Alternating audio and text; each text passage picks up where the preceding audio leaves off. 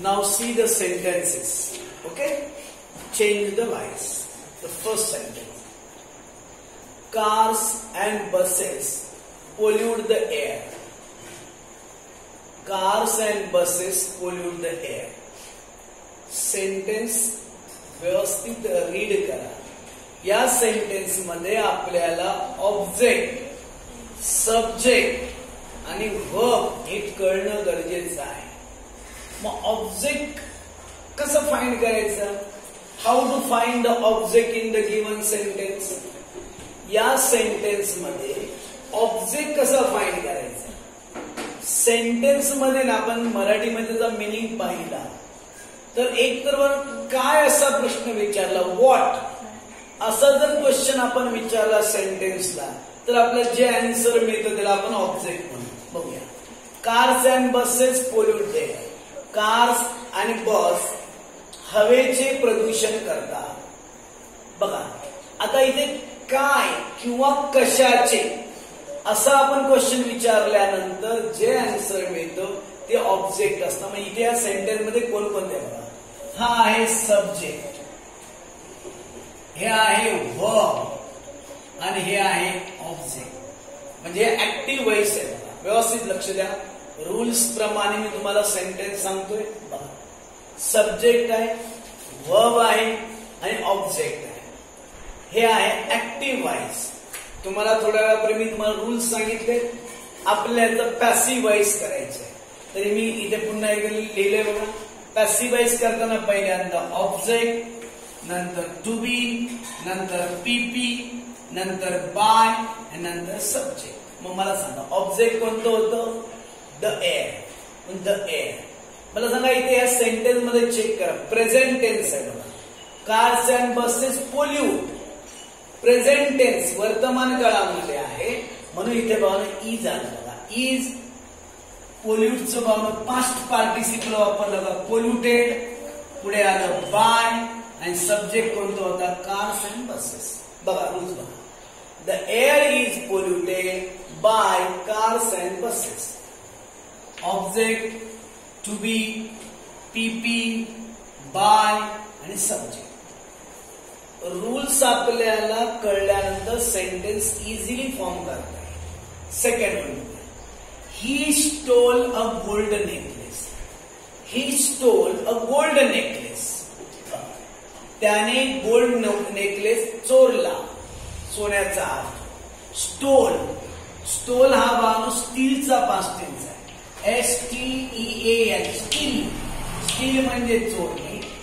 STOLE stole म्हणजे चोरले आणि STOLEN स्टोलन चोरलेले. स्टील, स्टोल, स्टोलन म्हणजे हे वर्ब आहे, हे पास्ट टेन्स आहे आणि याला आपण म्हणतो past participle. He stole a gold necklace. त्याने सोन्याचा हार चोरला. काय चोरला? What he had stolen. त्यांनी काय चोरलं? तर गोल्ड नेकलेस. म्हणजे हे आहे ऑब्जेक्ट. म्हणून बघा a gold necklace. Golden nation. A gold necklace. A gold necklace. इथे बघा स्टोल हा पास्ट टेन्स आहे म्हणून काय वापरलं? वॉज वापरलं. A gold necklace was stolen. Past participle stolen आहे बघा. बाय ही होतं. हिचं काय होतं म्हणून सांगितलं होतं? हिम होतं बघा. हिचं हिम होतं. शी असतं तर काय आलं असतं? हर आलं असतं बघा. रूल्स प्रमाणे बघा. A gold necklace, object, to be, PP, by आणि सब्जेक्ट. बघा वर रूल दिलेला आहे त्या रूल प्रमाणे आलं तर चेंज आहे. आपल्याला पास्ट पार्टिसिपल माहित असणं गरजेचं आहे. वर्ब, पास्ट टेन्स आणि पास्ट पार्टिसिपल हे आपल्याला कंपल्सरी माहिती पाहिजे. आणि हे जर आपल्याला माहित असेल तर चेंज द वॉइस जमणार आहे.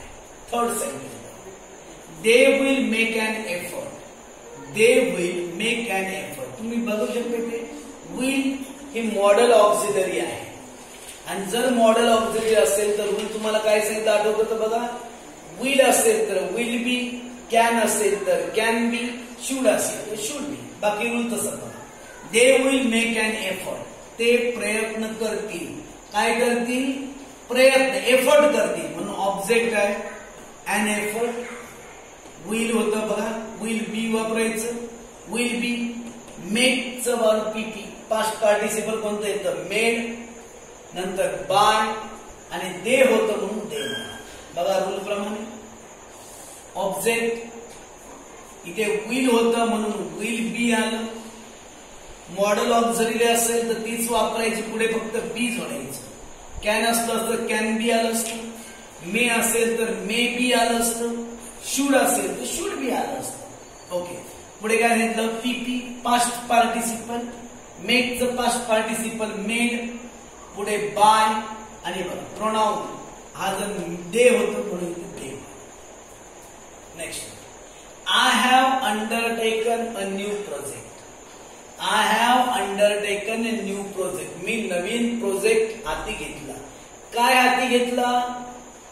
बघा सेंटेन्सला आपण व्हॉट असा क्वेश्चन विचारल्यावर तुम्हाला आन्सर मिळणार त्याला आपण म्हणतो ऑब्जेक्ट. म्हणजे ऑब्जेक्ट कोणता आहे? अ न्यू प्रोजेक्ट. इथे सेंटेन्स बघा हॅव आहे. हॅव आहे म्हणजे कुठला टेन्स आहे? परफेक्ट टेन्स आहे.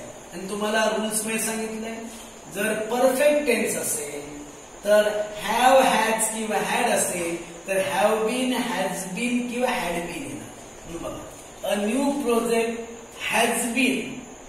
तुम्हाला इथे तर हॅव आहे, मी ते हॅज का आलं? इथे बघा आय असल्यामुळे आय हॅव असं होतं.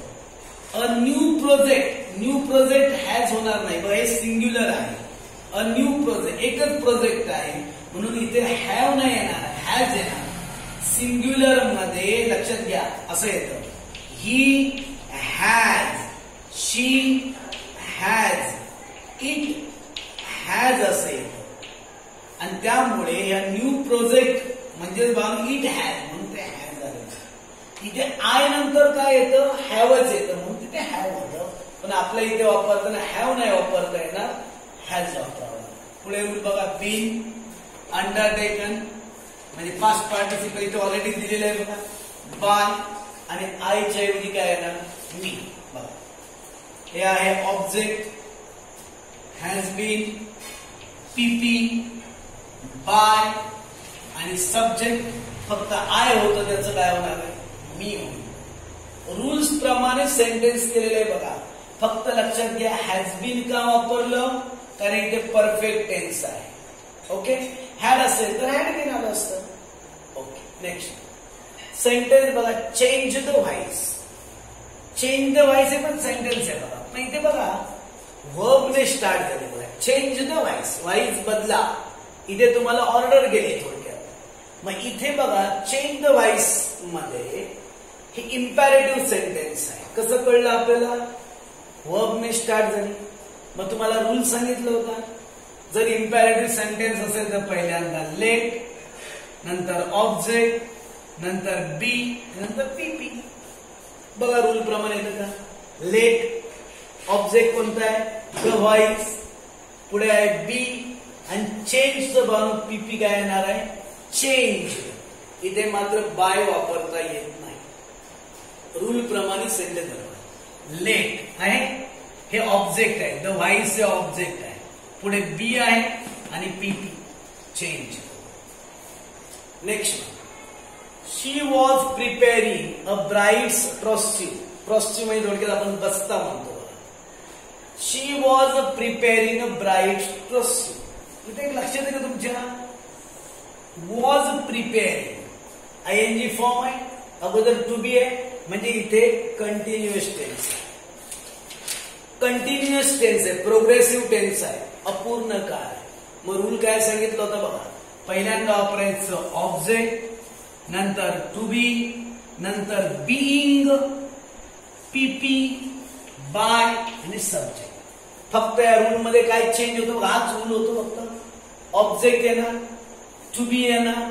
फक्त टू बी नंतर मात्र काय सांगितलं? बीइंग वापरावं लागतं. का बीइंग वापरावं लागतं? केव्हा? जर आयएनजी फॉर्म असेल तर. वॉज बी, प्रिपेअर होतं बघा वर्ब, त्याचं पीपी वापरलं प्रिपेअर्ड, बाय आणि शीच्या ऐवजी काय येणार आहे हर येणार आहे. बघा रूल प्रमाणे अ ब्राइड्स ट्रस्ट यू हे आहे ऑब्जेक्ट, हे आहे टू बी, बीइंग पीपी आहे पास्ट पार्टिसिपल, बाय आणि सब्जेक्ट. रूल एकदम सिंपल आहे, फक्त चेंज काय झाला फक्त इथे बीइंग वापरावं लागलं. हे रूल लक्षात ठेवा.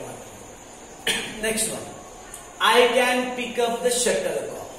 इथे तुमच्या लक्षात येते का कॅन वापरलाय म्हणजे मॉडेल ऑक्झिलरी आहे आणि कॅन असेल तर कॅन बी वापरावं लागतं. बघा I can pick up the shuttlecock, मी शटलकॉक उचलू शकतो. सेंटेन्सला आपण व्हॉट असा क्वेश्चन विचारलं आन्सर काय येणार द शटलकॉक, म्हणजे हे काय ऑब्जेक्ट आहे. द शटलकॉक कॅन बी पिक चं पास्ट पार्टिसिपल काय येणार पिक्ड अप आणि बाय आयच्या ऐवजी काय me. The shuttlecock can be picked up by me. Rule object can be PP by subject. Next, she introduced me to the class. She introduced me to the class. तिने मला वर्गाची ओळख करून दिली. कोणाला मला, मी हे ऑब्जेक्ट आहे बरं का. मी हे ऑब्जेक्ट असल्यामुळे मीने सेंटेन्स स्टार्ट नाही होऊ शकत, म्हणून मी हे ऑब्जेक्ट असल्यामुळे आय वापरावं लागतं. मीने सेंटेन्सला स्टार्ट होऊ शकत नाही म्हणून मीच्या ऐवजी काय येणार आय. इथे तुमच्या लक्षात येते का इंट्रोड्यूस्ड आहे पास्ट टेन्स आहे म्हणून वॉज आलं, म्हणून I was introduced to the class by he. शीच्या ऐवजी हर आलं. रूल बघा object to be PP by subject. Next, the British government made a frantic research for a culprit. The British government made a frantic research for a culprit. Culprit आरोपी म्हणजे British गव्हर्नमेंटने आरोपीला पकडण्यासाठी खूप प्रयत्न केले. काय केले खूप प्रयत्न केले. म्हणजे इथे बघा हे ऑब्जेक्ट आहे. A frantic research for a culprit हे object. A frantic research for a culprit object झालं. इथे बघा मेड हा पास्ट टेन्स आहे त्यामुळे वॉज वापरावा. वॉज मेड हे पीपी आहे बाय आणि मला सब्जेक्ट कोण होता कोणी ऍक्शन केली होती ब्रिटिश गव्हर्नमेंट. रूल्स सोपे आहेत. अजून एक काम करा एक्स्ट्रा सेंटेन्स लिहून घ्या ती प्रॅक्टिस करा. तुम्हाला डाऊट्स असतील तर तुम्ही पर्सनली कॉन्टॅक्ट करा. म्हणजे तुम्हाला हा जो टॉपिक आहे चेंज द व्हॉइस हा व्यवस्थित जमेल. आपण जेव्हा लेसन शिकवणार आहोत तेव्हा सुद्धा यांची प्रॅक्टिस होणार आहे. पण या सुट्ट्यांच्या पिरियडमध्ये हा चेंज द व्हॉइस हा टॉपिक व्यवस्थितपणे समजून घ्या. ओके.